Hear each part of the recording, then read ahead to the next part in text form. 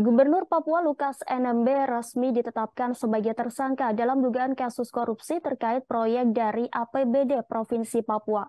Penetapan tersangka Lukas bersama Direktur PT Tabi Bangun Papua atau TBP, Rijatono Laka. Lukas diduga telah menerima suap senilai 1 miliar rupiah agar memenangkan 3 paket proyek untuk digarap PT Tabi Bangun Papua. Kini KPK telah melakukan penahanan terhadap Rijatono Laka selama 20 hari. Ia ditahan di rutan KPK pada Gedung Merah Putih mulai tanggal 5 hingga 24 Januari 2023. Sedangkan Lukas belum ditahan lantaran sedang menderita sakit.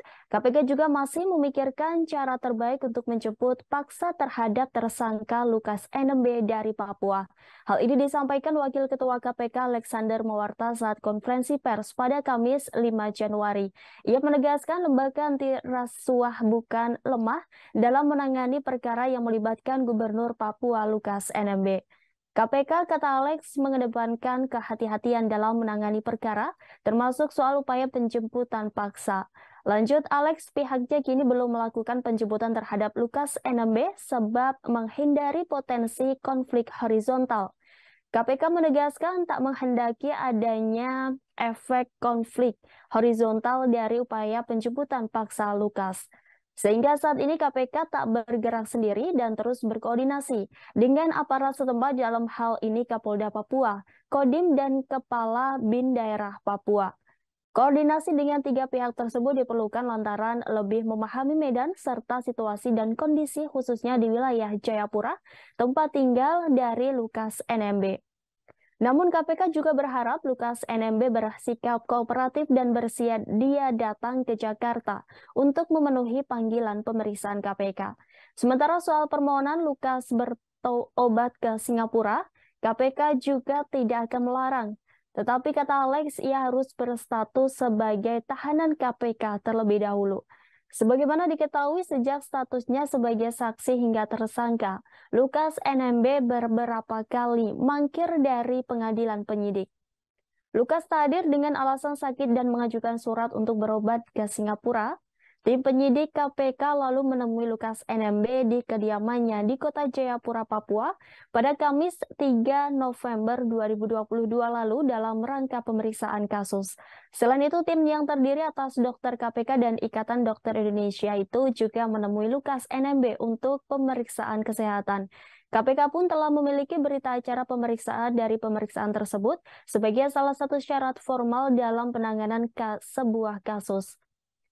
Lembaga anti rasuah itu juga telah menyita berbagai barang bukti dalam penyidikan kasus tersebut.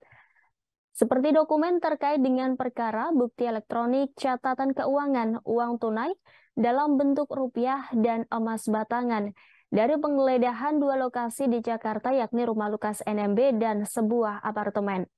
Terakhir, KPK menyita uang ratusan juta rupiah dari seseorang rumah saksi yang digeledah di wilayah Kota Batam, Kepulauan Riau.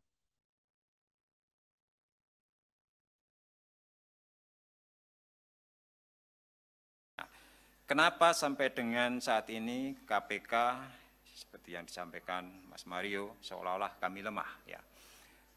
Dalam penanganan perkara ini, KPK tidak bergerak sendiri. Ya. Kami melakukan koordinasi dengan aparat setempat, ya, dari Kapolda Papua, kemudian juga dari Kodim, dan juga dari Kabinda, Kepala BIN Daerah.